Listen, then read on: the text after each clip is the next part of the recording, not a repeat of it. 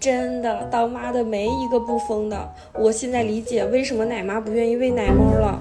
真的，我已经快疯了。刚开始还挺兴奋的，持续几天，我已经眼神空洞，这谁受得了啊？这一窝小猫现在完全不会吃猫粮，而且它们乳牙太小了，也咬不了猫粮，只能是吃羊奶粉。那没羊奶粉，舒化奶能喂吗？能，但只能是应急。舒化奶它算不上主食，因为它里面的营养元素很少，无法支持小奶猫成长所需的营养。小猫还要每隔3小时喂一次奶，一次喂大概10毫升，喂完之后再给它排便。如果是刚抓回来的小猫，最好给它用矿砂，因为混合砂或者豆腐砂、猫砂自带的奶香味会诱导小猫去吃。矿砂也建议选择无味的或是天然香味的，小猫误食的几率很小。前2天应该是开着空调着凉了，它们有点拉肚子，拉的粑粑都是稀的，可以给它们加个小毯子，让它们有个舒服的地方可以趴着，是不是呀？